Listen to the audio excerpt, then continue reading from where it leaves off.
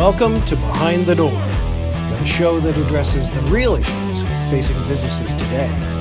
With your hosts, business intuitive and corporate innovator couple, Suz and Mac.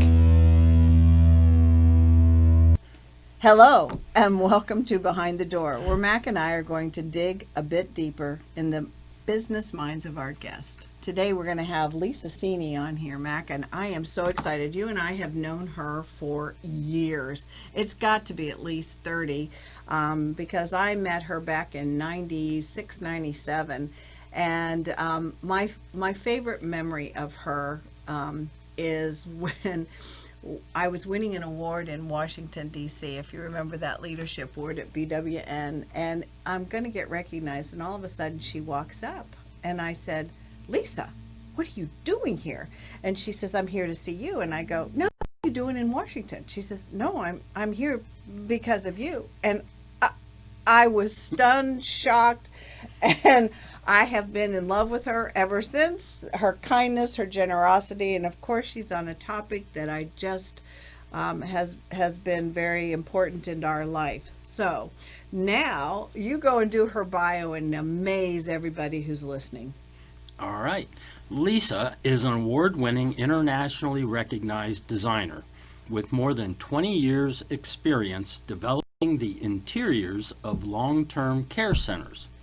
She frequently speaks on topics ranging from Alzheimer and dementia care to technology at senior living industry conferences, as well as general business forums. She's considered a visionary in her field, is credited with developing repeatable, sustainable, and durable designs that save her clients time and money because they can use them at all of their facilities.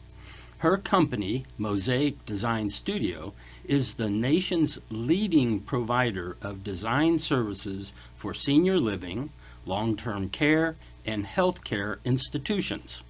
The company, which achieved an annual growth rate of nearly 150% over the past 3 years, is also active in global commercial design, project management, and procurement.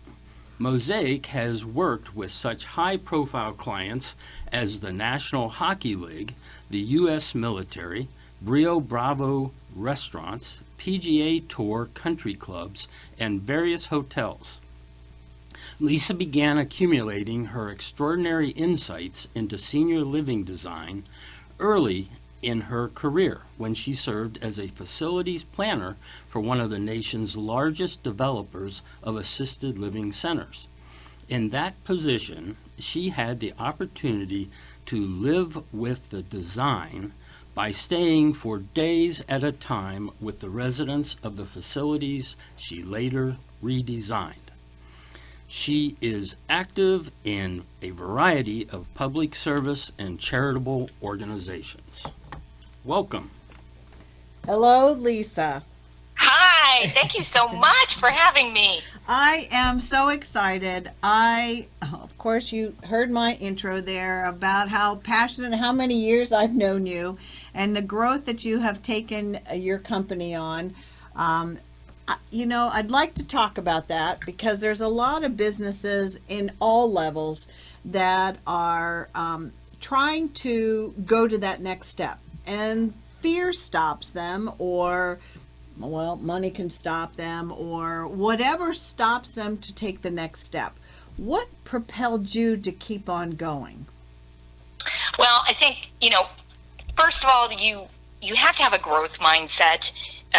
If you look at items and things in life and you try to solve problems naturally, that helps. I don't know that can be taught, but it can certainly be cultivated. And I had also some great male and female mentors. And I mentioned male because, quite often females don't talk about that. But my greatest mentors were male. And that really made a huge impact on my life. I totally agree. When Mac was in the service, it was very hard for me to get a job because we moved so often to different places. And my grandfather's advice was always to get a mentor someplace we were. Of course, back then when we were doing this, there wasn't a lot of females in executive positions or that were out there really doing things other than they were making great strides in the nonprofit world of fundraising. So some of my greatest and most wonderful mentors were men as well, including my grandfather, my brother, and my husband. Oh, that's awesome. That is wonderful. And, from the growth side, well, I had, Pete Kosaris and John Kobacher and a lot of Rick Slager and a lot of wonderful male mentors. He's key. I had met with him and Adam Troy, who are local Columbus developers, and we were at an NHL hockey game. And I was asking him how he had the courage to grow his business. And he said, Lisa, don't be afraid of a zero. And I said, what are you talking about? And he said, you're afraid of a zero. Whether it's 100,000 or 1,000,000 or 100 million or 1 billion, the only difference in that number is a zero. Business is business. So don't be afraid of a zero. And that has stuck with me for my entire career. Wow, that's a great advice. Yes. Did you talk about mentors? Did you use them sporadically? Did you set up to where you made sure that you contacted them every so often so that you stayed in a rhythm? Did it end up being based on something that would come up? Just, curious as to how deliberate versus happenstance was it? That's a terrific question. So I think, first of all, when you're going to have mentors, you also need to mentor other people. And the reason why I say that is, one, you need to give back, but it helps to relieve a little bit of the guilt of taking somebody else's time and energy. But you also learn how to be a good mentee. So when you're mentoring somebody else, you see the flip side of it, and then you're able to be a better mentee, and you get much more out of it. And I believe that the mentee should drive the process. They should become prepared, and they should be respectful of the other person's time. My most nervous meetings are always with my mentor, and it's interesting that my team finds that very funny, and they're like, you can be on stage with 5,000 people and speak. You can meet someone that's, in the news and a celebrity and have no issue, but you freak out, and you're getting all your ducks in a row when you meet with your mentor, and it's because I value them so much and their time, and I don't want to disappoint them. And that is a very powerful motivation. Is that like a fear of... Oops, sorry. No, go ahead. Is that like a fear of weaknesses being exposed? No, I think it's interesting because the Bible talks about fear of God, and you think that it's fearing in a sense that it's like a Freddy Krueger kind of fear, like he's going to hurt me. And it's actually reverence. Oh, very good. Interesting. Yeah, okay. Very good point. Very good point. Okay, so let's talk. So you did say, don't be afraid of the zero. So I can remember you moved from one place, and I'll never forget when you moved into down on the short north, and you were so excited about that location. And then the next time I think you moved from there to up on the hardware store, right? Yep, Smith Brothers Hardware Building. And I love that building. I love that location. So what propelled you to go from the short north, which that was a large location, and up to the hardware store? Because that was a big step for you, wasn't it? It was a big step, but it was the move was solely because I screwed up and I was ignorant in business and immature. So I had signed my lease before, and it was, where Grandview Mercantile ended up being, and then they sold the building, and I think maybe now it might be condos or apartments on High Street. And I loved the actual space, and I wanted to be in there for a long time. I loved the energy of the Short North. And what happened was I didn't read my lease and then put into my planner that 6 months prior to the lease being up, I was obligated to tell the owner that I wanted to continue. So unbeknownst to me, the building was being bought, and so there was a deal behind the scenes that was going on. And the day after the 6 months was up, I was served a letter stating basically I'd be kicked out at the end of my lease. And it was done rightly, legit, legal, and it was my mistake. And that was a incredible lesson to not just sign something and then just, put it in the shelf, but to actually actively engage in all your contracts and all your obligations. And that was an obligation of mine that I didn't fulfill, and it was taken advantage of. And so I'll never forget that. It helped me to ensure that moving forward, I was a much smarter business person. I have no ill will about it whatsoever, but that is what precipitated the move. And then when I went to Smith Brothers building, it was a sublease, and right before it was supposed to run out, the manager of the building or whatnot came to me and wanted to triple the rent because it was a sublease, and I had 2 months left, and he thought he really could hold me hostage. And it's kind of the old movie quote, nobody puts baby in a corner. And so I put all my energy and effort, and then ended up becoming part owner in a building downtown, and we were there for 13 years. So, what's interesting, Mac and I were just on watching television the other night, and the show is, I think, something, Windy City, and it's about a woman who's a designer in the Windy City. And they did this whole piece now because she had a business partner that was absolutely robbing from her. And they showed this whole transition over the course of different shows. And this last show that we saw was how she actually caught him. And then she said, she was point blank saying how ignorant she was. I trusted too much. I didn't review enough. I didn't, and so all of the things that she learned, she was making the point of what she needed to do. So if you would say something that people should look out for as their growth, because you do get hit with your learning experiences, what would you say that was? I would say, trust but verify, which is, I think, an old military thing. I follow the 5 levels of delegation, which means you have to earn the trust. And as you earn it, you're getting checked on, you're getting, there's checks and balances. But you never give up ultimate checks and balances. Folks that are doing the right things don't mind a checks and balance system. They don't mind it at all, because typically it shows that they're doing more and working harder than you even thought. So it ends up being a positive in their favor.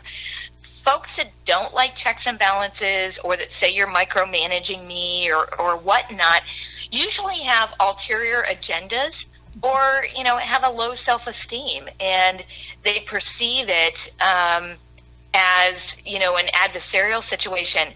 And I always allude to it as a sporting thing, and believe me, I'm not a sport person, but can you imagine, business typically is ran in such a way that, like, hey, you're supposed to say positive things out in front of everybody else, but if you have anything negative to say, you need to do it behind closed doors. Can you imagine if a football team or the military or a basketball team, you're in the middle of the game and someone just completely misses the pass or just wasn't even paying attention or whatnot, the coach doesn't say anything to them because all the other players are around. You can't run a successful game that way when you're in the game. Yet in business, we think that's how we're supposed to run. And if you really want a team environment, everybody's dirty laundry has to be out in front because everybody knows it anyways. They all know it. So, what we do is we do something called a transformer, where every week everyone has to admit to something they failed on, and then how they've learned from it and how they can help others not make that mistake. I actually penalize people if they haven't made mistakes and owned up to them, because we're making them. And if you feel comfortable outing yourself and teaching other people, you create such a team culture of transparency that you really can move forward together in a positive way. I couldn't agree with you more. I have a question. So, in the growth period, so you hired people in the beginning. I have no idea how fast, how many, but along the way you ended up hiring people, correct? Yep. Okay. Did you run into situations where it didn't seem like they were able to keep up, and looking at your checks and balance system, that they were good for the first 2-3 years, but then all of a sudden it was like they weren't able to keep up, and you saw where they really needed to develop? How did that play out? Did you, based on what you said, confronting it wasn't a problem, correct? No, this was before we started Strategic Coach, which is a mastermind group that also has tools for my team. But I've always felt that, if someone's not able to do something, you have to look at, are they being, is it just a lack of competence?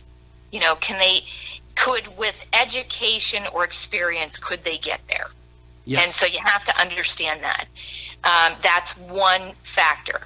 Or is it they're never going to get there? And this is part of the woo-woo, everybody's awesome, everybody gets an award and all that ribbon and all that kind of stuff. I'm never going to understand physics. I just don't, my mind doesn't work that way. When I was younger and a younger business person, I thought everybody could just get to where I was mentally on what I wanted to do if they worked hard enough. And now I understand that that's not always the case. Like, I have difficulty with my lefts and my rights, but I'm gifted in other respects. So certain people aren't always going to be able to perform, especially when you're growing them, at a higher level. They just might not be able to do it, period. That doesn't mean they're broken or anything's wrong with them. It just means, no matter what you do or they do, they're not going to be able to get there. And then there's belligerence. Are they just being belligerent, which is a mindset issue? And you can't do anything to change an associate's and employee's mindset. They're the only person that can change that. But in that situation, the mirror has to be shown to them, and then they have to be given time, maybe it's over the weekend or whatnot, to decide if they want to be here or not, if they want to work with me. And I've had several of those conversations.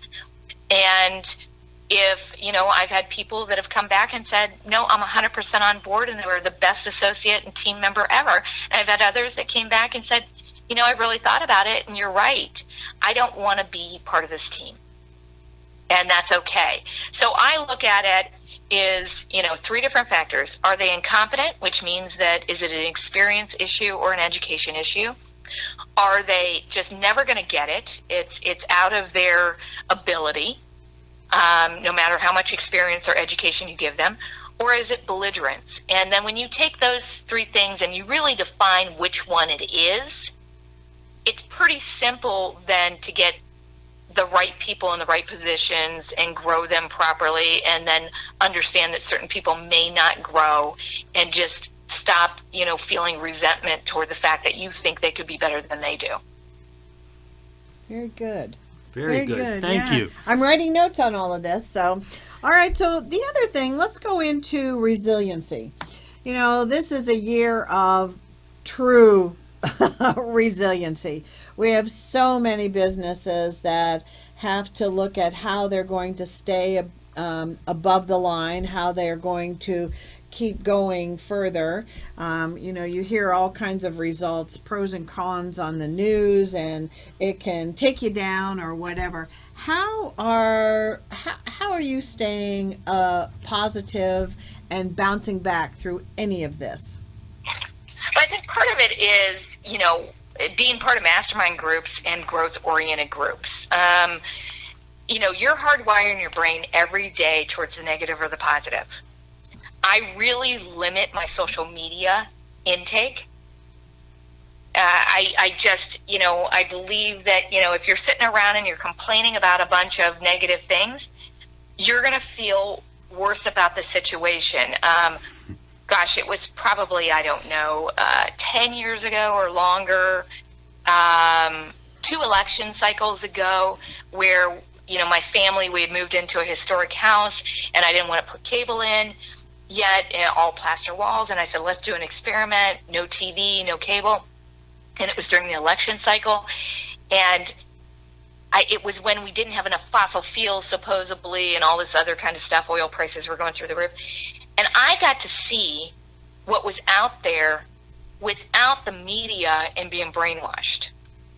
And what I saw was a pretty happy environment, and people having jobs, and people, it was great. And what I realized during that whole lesson was, you really have to take a personal responsibility, just like you do with your health. You have to take a personal responsibility as to who you're listening to, how much you're listening, and you have to balance that and be able to actually look at what's going on out there versus be told what it is. And because we're in a 24/7 news cycle, if something happens now versus when it happened in 1922, it is pummeled into our brain every single day, every single hour. And so the repercussions of that is not just, hey, there was a horrible thing that happened. There was a horrible thing that happened, and we're going to talk about it every single hour for the rest of our life. And that's like being in a marriage and bringing up the fact that you burnt the turkey and then talking about it over and over and over again. You're going to be divorced very shortly if that's the way that you handle things. And yet that's the way a lot of people are handling COVID. And I think to a certain extent we're using COVID as an excuse to be fragile. So what I heard you say is that, I have an equation that says performance equal mindset times talents times tools. And what I'm hearing you say is start with your own mindset, where you are based on what you're looking at, those inputs that you have. And so make sure you have, in a way, better inputs. Is that 100%? You have to fix your mindset first, and then align with others that are, similar mindsets. And I think when you do that, my dear friend that passed last year, and he was a world-renowned speaker. He had, been on Oprah, Jimmy Kimmel. He served in the Clinton administration. He said, and he was, his body, he was trapped in his body. He had that the disease that your bones just break when you sneeze. He never walked. And he sent a video to me, and it said, stop complaining and start having fun. What are the positives about all this? Well, the positives are families are coming back together. We're being able to have a unbelievable shift in how we think about education and where we have to work. That's pretty powerful. Mm-hmm. That's pretty powerful. We are recognizing that our seniors are valuable, and we don't like the fact that they've been locked into senior living. And this is, my cup of tea. And we're using technology for the first time to connect with them and to connect doctors. There's so many positives about this, and this does not take away from the tragedy of those that have lost their lives to this. This does not take away from the heartache of someone being sick, but I know a lot of people right now that are facing cancer, or their loved one was killed in a car accident, and for some reason that none of that stuff is being recognized, and it's still happening on a large scale. So we have to kind of take into perspective everything, fix our mindset, move ourselves from fear to freedom, and that comes with personal responsibility. One of the things I want to focus on that you just said there is that us seniors are valuable. Amen. It is a funny time, and it is, just I think about the conversations that Mac and I used to have just a year ago, when we would see our kids that were so involved in, it's like, well, when do you sit down and eat, kids? Well, Mom, we don't have time, and we have to go to this sports, or we have to do this. Well, what happened to family night? Oh, that doesn't exist, Mom. We just don't have time for that. And I go, well, wait, and Mom, things are different than when we grew up. And I go, how can they be that crazy? When do you say stop? And it's so Mac and I would have these conversations about how people eat out, they don't cook, and they already proved that eating healthier is eating at home. And it's like I want to say this, it's like God says, okay, everyone is saying this, let me show you how simple this is. It's forced on you, and it has been a very interesting to watch what has happened to families, what's happened to couples. Couples actually are having to talk to each other. Isn't that a novel experience? And so I do agree. Now, but the part I'm really talking about too is businesses. Let's look at what it has done to the restaurant industry. That's just tanking. Oh, it's tough. Yeah. It is. I'll tell you, it's tough, and it's interesting because I have a lot of friends. We've done our fair share of restaurants, and I have a lot of friends that own restaurants, and they're doing way better than they were before. And then I have other ones that have shut down. Now, why are the ones doing so much better than? What are they doing that's making it so much better? When curbside pickup and carry out with less overhead of staff. Oh. Well, what about you? I mean, are people saying, yes, I want to renovate? I want to do that? In senior living, we, at the beginning of this, we lost about 75% of our business. Did you? So we had to, and it's not for anything of our quality or our clients didn't leave us. It's basically the law that you couldn't get in and renovate, and we're just starting to open back up. Yeah. So in an effort to protect seniors and senior living, basically it said nobody comes in unless you're an essential worker, and so not even families. So that became very tough. So we shifted our gears and we said, what technologies do we have? Where are our clients having issues and operating in a state of fear where we can actually help them? And it might not be interior design, but it might be researching the best technology out there to put on the air conditioning units so that it reduces the amount of COVID that gets spread within the home. So we just put our nose to the grindstone, and we went out and what collaboration tools can we use that are HIPAA compliant, but families can dial in and Zoom with their loved ones. What other products will kill COVID for up to 30 days when it's sprayed on items, and it's not a Clorox, it's a mechanical kill versus a chemical kill. It's not going to hurt the actual person, the senior or the caregiver. So we went deep on that, and then we sent that out to all of our clients and said, look, we're in this battle with you. We are going to bilge water. We're going to, give us a bucket, and we're going to help in any way you need us to help. And it might not be anything that you imagine us doing before, but we're here for you. And I think that connection, knowing the clients, knowing that we were in this with them, that we weren't there just to take a check, and that we really cared about them and their residents and their mission from a holistic standpoint is it's been very good for our team and for our relationships. And now that the spigot is turning back on, I believe that, next year we're going to have a bigger year than we've ever had. So wait. I do want to say something to you. I told you before that my mother was in assisted living for 2-3 years, and one of the things she lived with us for 30 years, and then the last 3 years were more of an obstacle, so she went into assisted living. And the fear for her going into assisted living was, of course, her mindset of what she saw when she was a child, and then she also thought she'd be left, that we would just put her in there and then never see her again. So the agreement was that I would see her every day. Now, I said, Mom, I can't come in and spend time and have breakfast or lunch or chat with you all the time. And she says, I just want to see your face. And I go, I can do that. I can go in between my meetings and I can stop in and see you and hug you. Will that be okay? She says, yes.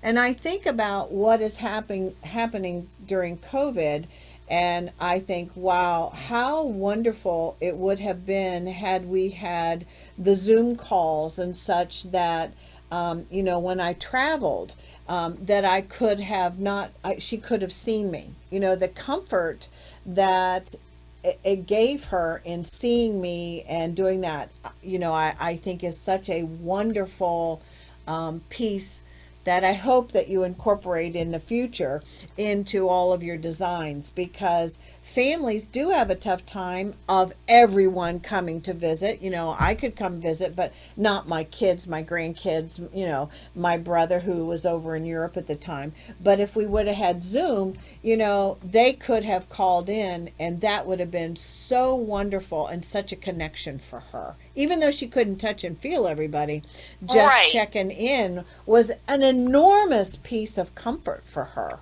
So I think there's some wonderful, key takeaways there, is that when someone's older, everyone thinks there needs to be an agenda about what you're going to talk about, what you're going to share, that you need to get up on their medical and all those things.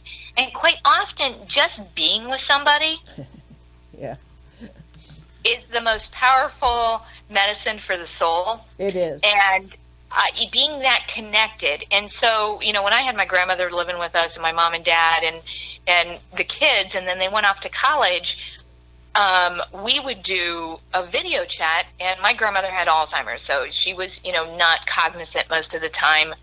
And I would put the earbuds in her ear, and my son and daughter would come up on the screen, and it was like she was just, her mind was just right there, and she was so excited. Yeah.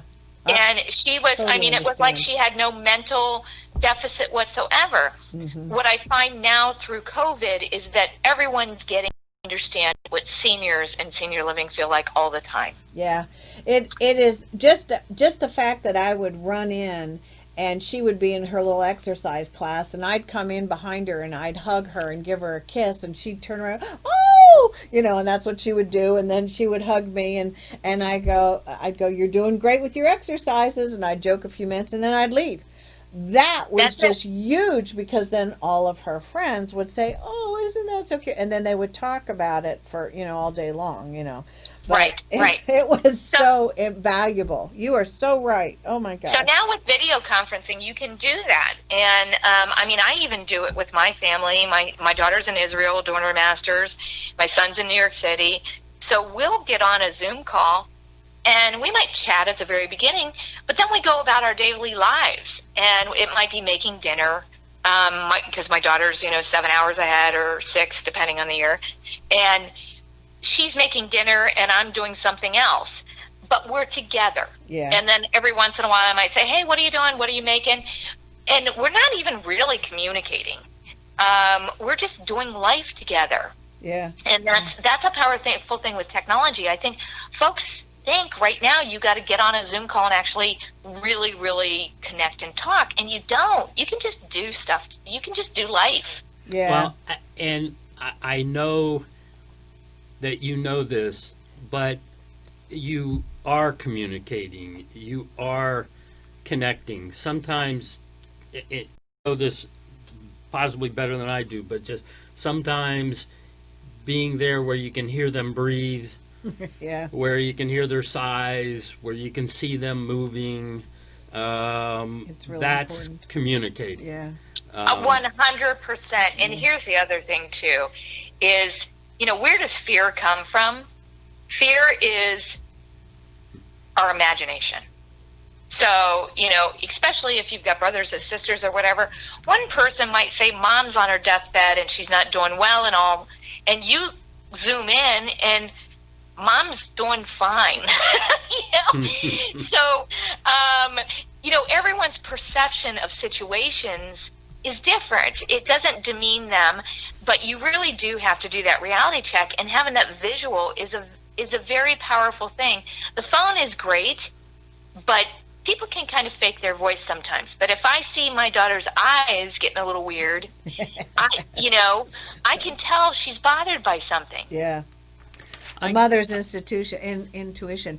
I do want to go before we go on, because I want you to talk about just really briefly what your new vision is that is phenomenal. You talked about, and you mentioned it a couple times here, about your mastermind groups. Well, what are those, and how did you find those? So I've started to become a junkie. I think when you start, finding that perfect beer that you like, or that meal that you love, you often, or an exercise routine, you often do more of it. And what I found was that first year in business, I ended up getting that Rising Star Governor's Award, and I didn't know anything about it, and that's how we met. And they, the governor's office sent you to make sure that I didn't make a fool of myself up on stage giving my acceptance speech. So when I did that speech at the State House, after the speech, a lady came up and she said, we'd like to chat with you and invite you to be part of this group called Women's President Organization. And I said, okay.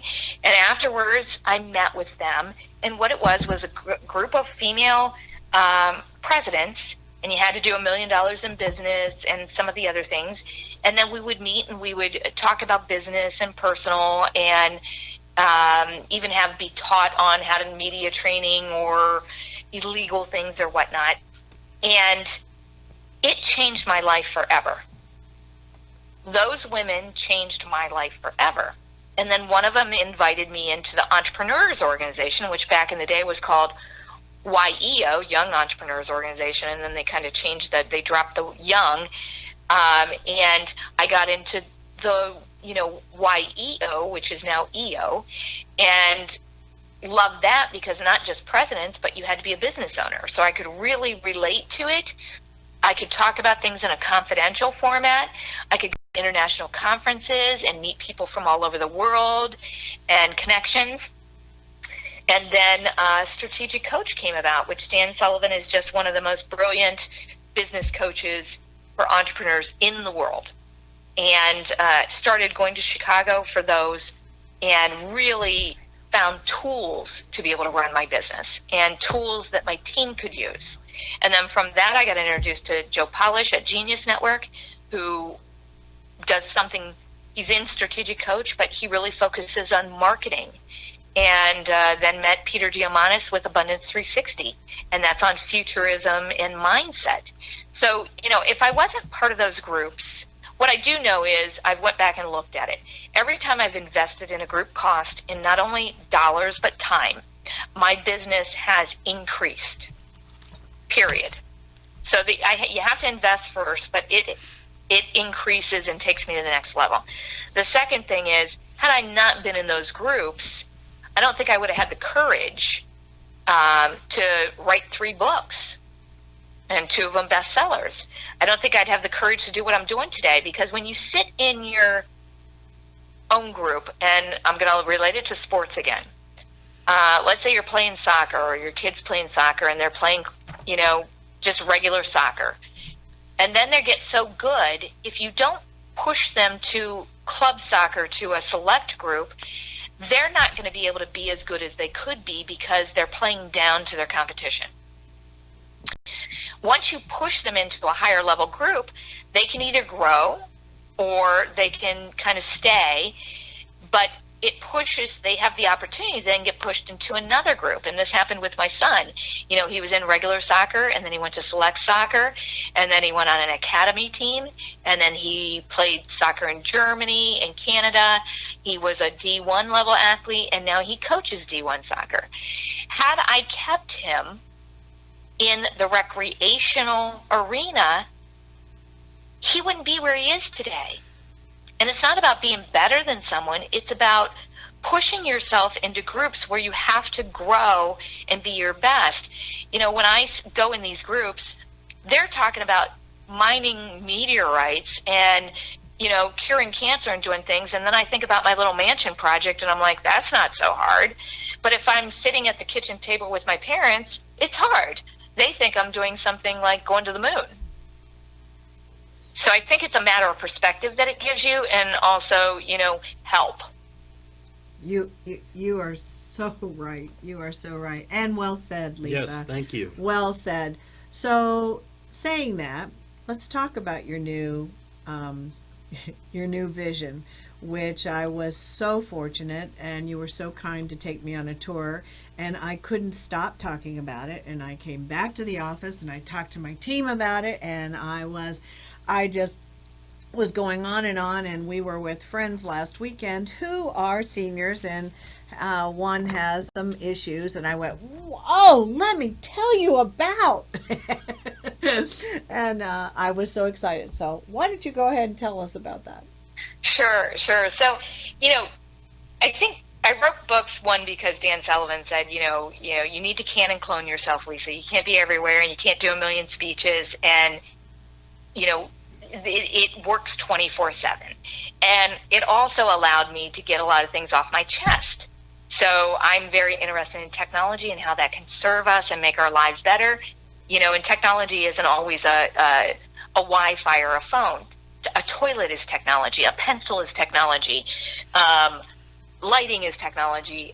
There's so much that's to it. So when I wrote the first book, I found that boomers really were engaged in it, even though I wrote it for my clients in senior living.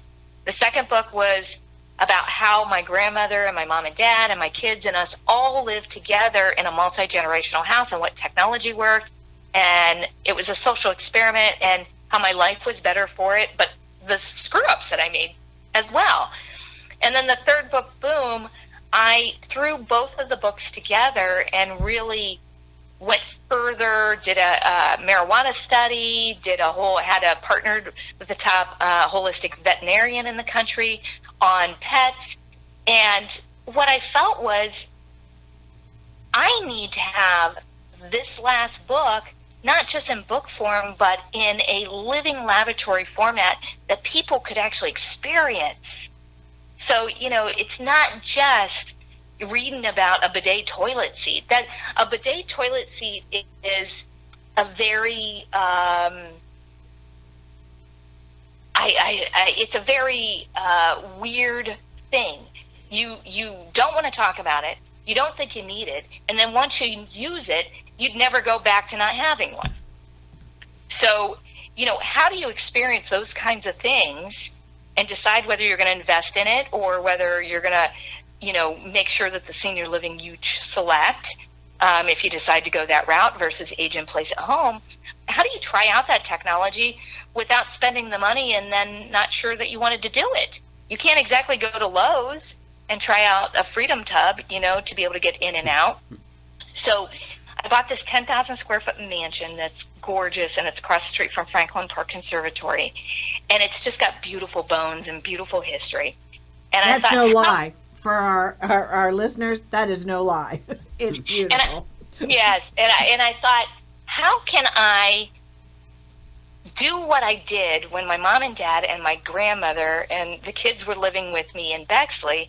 How can I do that but invite everybody into my home so that they can try all this out? You know, it's kind of a crazy thought. So basically I'm renovating the home, and I've also invited my competition in to be part of it so that it's the best that it can be. And then all of my vendors that we use on senior living are saying, hey, we want to be part of this. So everything from Shaw flooring to Delta faucets to Toto toilets, Brondell toilets, just the manufacturers that are stepping to the plate, fitness equipment that helps you recover and get your balance and keep your mind where it should be. We're doing a full spa. So we're doing all these things, and so that I can invite people in and say, look, try it out. Let me teach you about this. And then also, let's give immediate feedback to the manufacturers and say, hey, this made me feel uncomfortable. You said this was going to be easy, and I didn't understand the instructions at all. You need to fix this.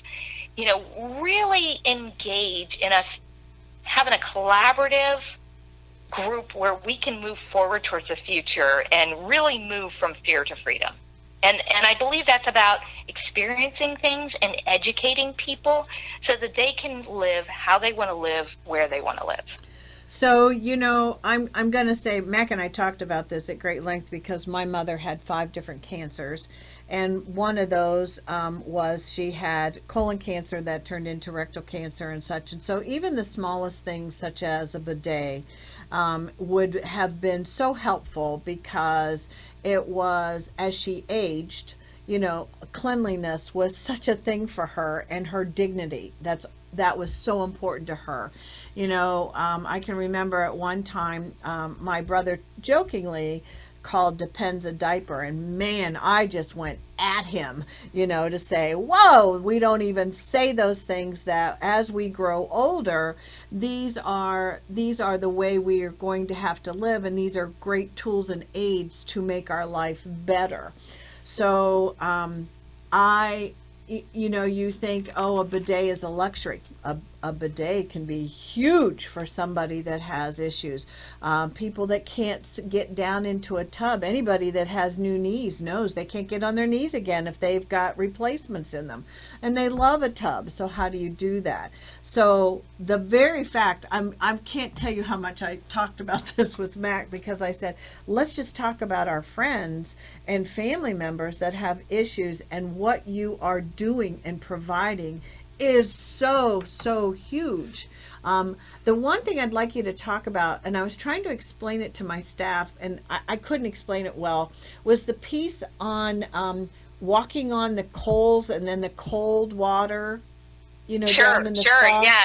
Okay. So there is I have, you know, I love traveling around the world. I love meeting new people, different cultures, seeing how families live together, the housing structures.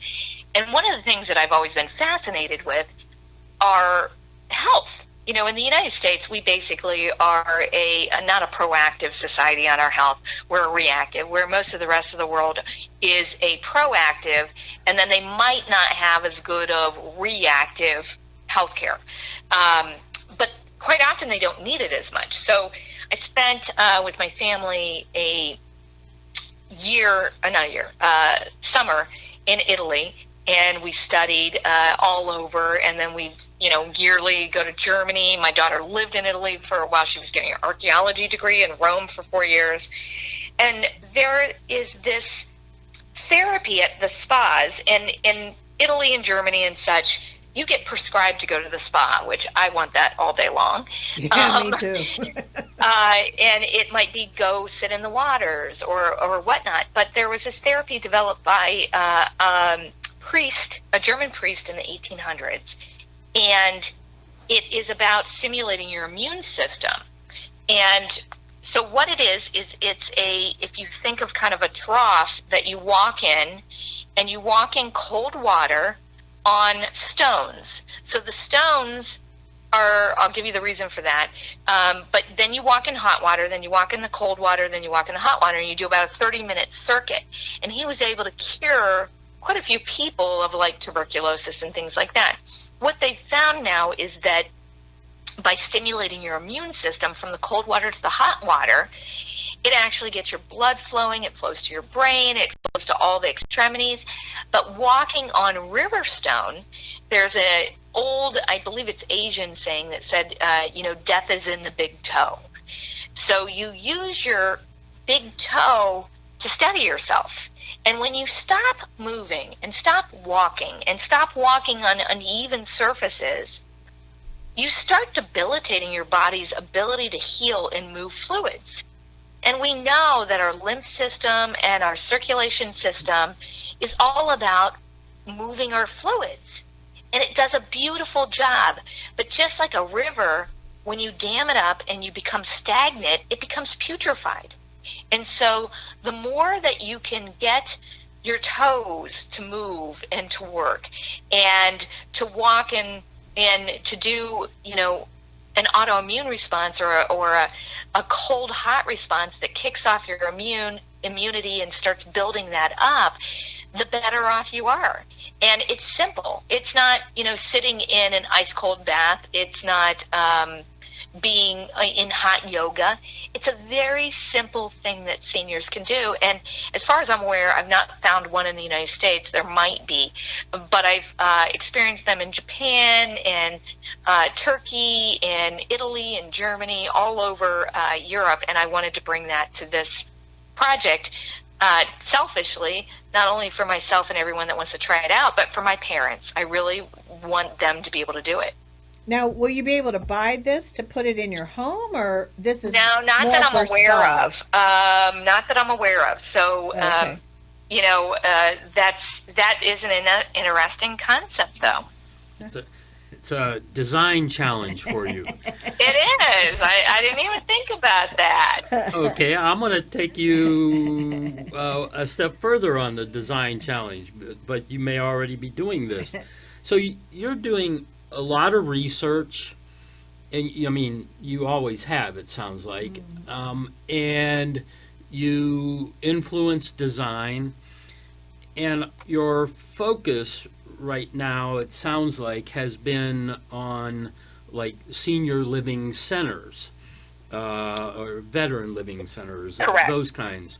Have you found in your research that there are transferable designs or technology? And what I mean by that is I have, a daughter, she's 40 something, and I two daughters actually, and they're both 40 something, and so they're looking at designing a home.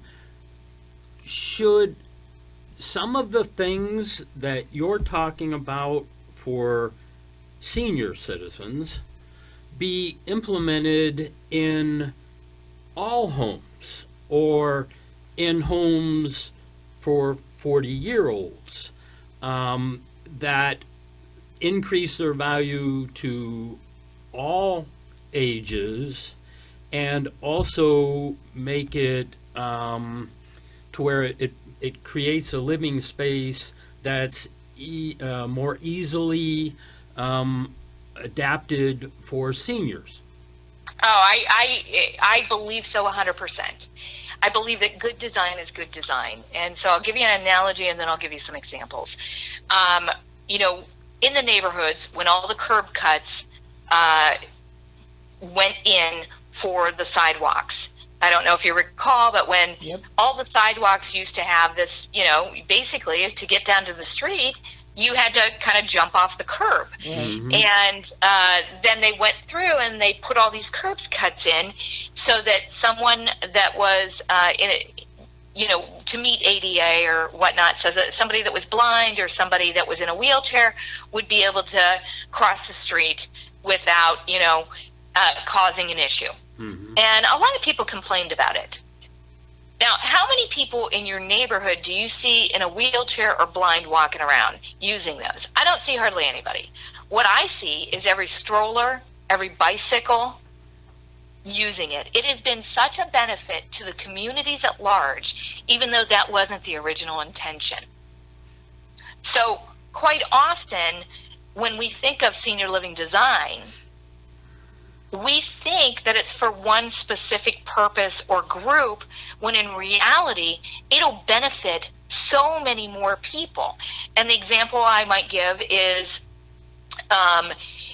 having a shelving unit in your kitchen that when you open up your upper cabinets and you have a little hinge and the shelf, everything in the shelf can come down to counter height so that you can easily get it, because we know seniors a lot of times have rotator cuff issues and we don't want them getting up on a step stool and we don't want them lifting something heavy out of the top shelf and then it falling or causing them to fall. So who else could that benefit? Well, I'm 4'11", and quite often, I jump up on top of a countertop and then try to get to my top counters, and I'm not what I used to be. Nope, you're an accident looking to happen. Right, I'm not Mary Lou Retton, and and I'm up there balancing myself, so it benefits me. What about kids? It allows them to safely get in and out. Same thing with Fire Avert. Fire Avert is one of the products that we have on my website called Best Living Tech that has all the aging in place technology that you can buy.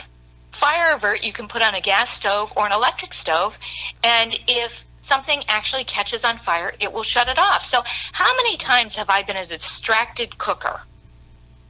And I am going and I'm doing the laundry, I'm talking on the phone, I'm cooking something, and all of a sudden it catches on fire. It's not just a senior issue that they forgot something was on a stove. It's a distracted cooker. It's a child that's cooking, that is learning how to cook. Those are things that are safe that help everybody. Yes, I could have point. used that a couple of times where, and Suz will tell you that I would take something off the stove, walk away from it, and 5 minutes later she'd come in the kitchen and say, "Do you have the stove on for something?" Oh, very Exactly. good. I know we have to bring you back because there is so much more to talk about just on your new concept and what you're doing, because I know that you also design furniture and I would love to talk about that some more. So as many well. questions But for you her. have done some wonderful things. Lisa, thank you so much for being a part of the show, giving us so much business insight, your thoughts. You have always been well respected in the community, but just a force to be looked at, and a great mentor for many, many people. So Yeah, you covered so much ground: personal lives, Oh. senior citizens, business life, business growth. Thank you. A little bit Yes. crazy, right? If anyone wants to follow me, also they can go to lisamcini.com or see me on Facebook or LinkedIn. And our company, Mosaic or Best Living Tech, and all that is in the Lisa M Cini. And it's just been an incredible honor to be on this. And Karen, I know we're going to continue to talk because I've just had such a great time with both of you. well, Oh, thank thank you you. so much, Yes. and we hope that our audience will continue to follow her and see how they can help themselves or their parents. Their business. Their business. It comes all too quickly. So we hope that you all have a great week, and thank you for joining us Yes. behind the door.